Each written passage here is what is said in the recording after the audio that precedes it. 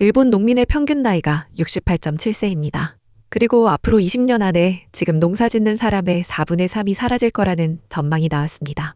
이게 남의 나라 이야기 같으시죠? 그런데 한국 농민의 평균 연령이 지금 65세입니다. 일본과 딱 4살 차이예요. 오늘 밥상의 말단에서는 일본 농업이 지금 어떤 상황에 처해 있는지, 그리고 그 안에서 한국 농업이 뭘 배워야 하는지 정리해드리겠습니다.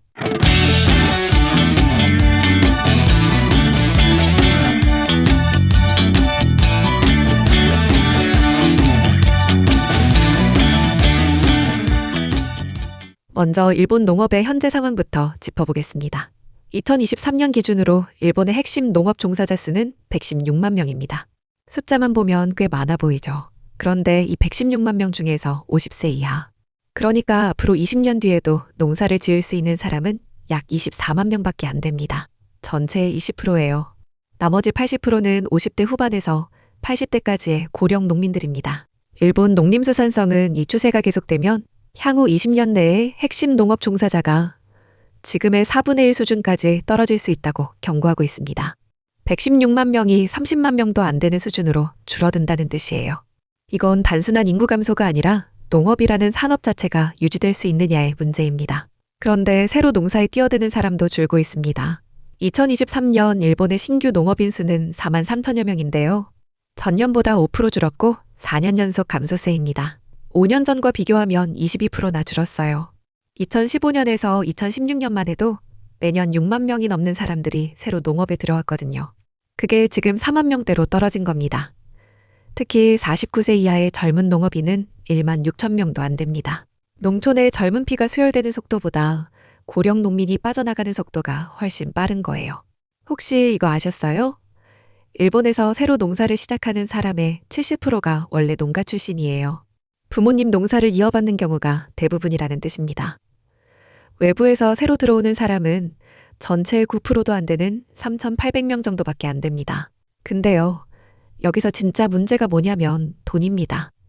농사를 지어도 남는 게 없어요.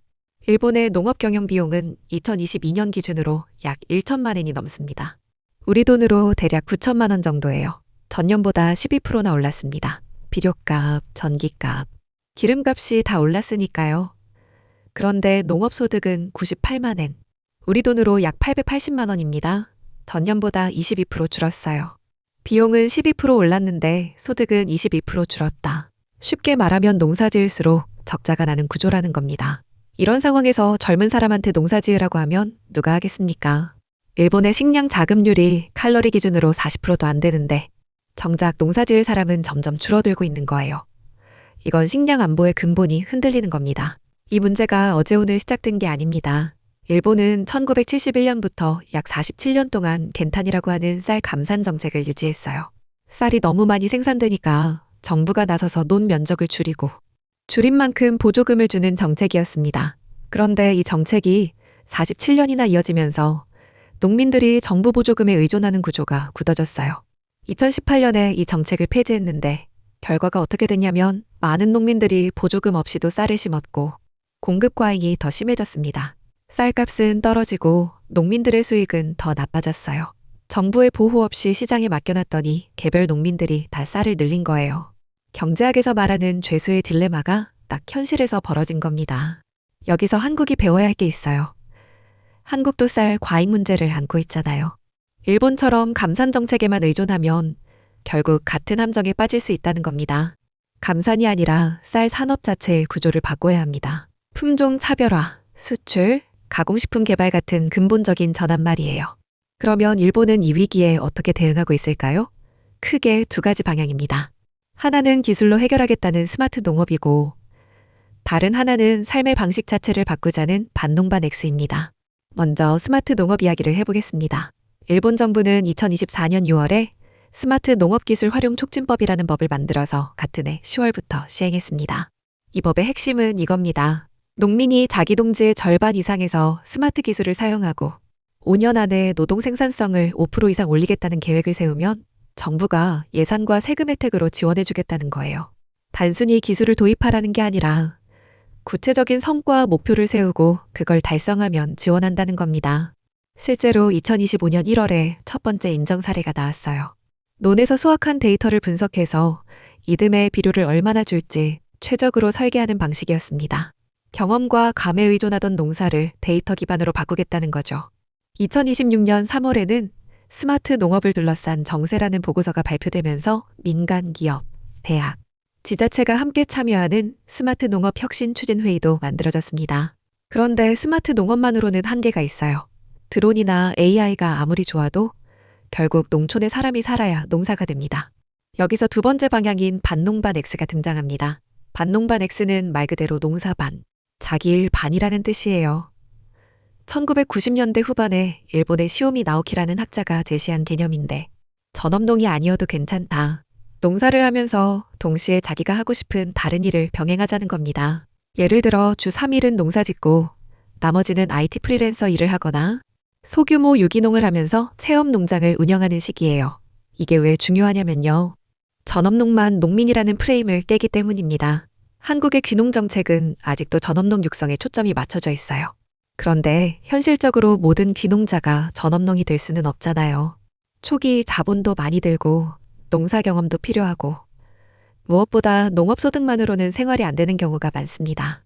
반농반 X는 이 진입장벽을 확 낮춰주는 거예요. 특히 요즘처럼 원격 근무가 가능한 시대에는 더욱 현실적인 대안이 될 수 있습니다. 여러분은 어떠세요? 농사만으로 먹고 살기 어려운 현실, 체감하고 계시죠? 일본의 상황이 남의 일 같지 않으실 겁니다. 한국 농민의 평균 연령이 65세라고 했는데 이건 일본의 10년 전 수준과 비슷합니다. 다시 말하면 한국은 지금 일본이 10년 전에 겪었던 상황에 있다는 뜻이에요. 그리고 일본의 10년 전에서 지금까지 어떤 일이 벌어졌는지 우리는 이미 알고 있습니다. 핵심 농업 종사자가 급격히 줄었고 마을이 소멸하기 시작했고 빈집이 늘어나고 학교가 폐교되었습니다. 일본에서 한계 추락이라고 부르는 65세 이상 인구가 절반을 넘는 마을이 약 2,600개에 달합니다. 이미 기능을 잃은 소멸 추락도 700개가 넘어요. 학교가 없어지면 젊은 가족이 떠나고 젊은 가족이 떠나면 상점이 문을 닫고 상점이 닫으면 남은 어르신들도 떠나는 악순환이 반복됩니다. 그러면 일본의 이 경험에서 한국이 지금 당장 배워야 할 게 뭘까요? 세 가지로 정리해 보겠습니다. 첫째, 시간이 가장 중요한 자원이라는 겁니다. 고령 농민들이 농사를 그만둔 뒤에 그 농지를 정리하고 재배치하는 건 엄청나게 어렵습니다. 일본이 농지 중간관리기구라는 걸 만들어서 유휴 농지를 모아 규모 있는 농가에 재배분하려고 했는데 행정 절차가 복잡하고 현장의 사정이 다 다르다 보니 생각만큼 빠르게 진행되지 않았어요. 한국도 지금 고령 농민들이 은퇴하기 전에 농지 승계와 유동화 시스템을 미리 갖춰놔야 합니다. 둘째, 귀농 정책의 프레임을 바꿔야 합니다. 전업농만 지원하는 구조에서 벗어나 반농반 X 같은 겸업농가도 정책적으로 인정하고 지원하는 방향으로 가야 해요. 농촌에 사는 사람이 늘어야 농촌이 유지되는 건데 전업농만 고집하면 들어올 수 있는 사람의 수가 너무 적습니다.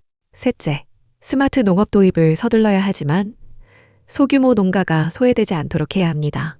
일본도 이 부분을 고민하고 있어요. 대규모 농가는 드론이나 AI를 도입할 자본이 있지만 소규모 농가는 그렇지 않거든요. 기술 격차가 곧 소득 격차로 이어질 수 있습니다.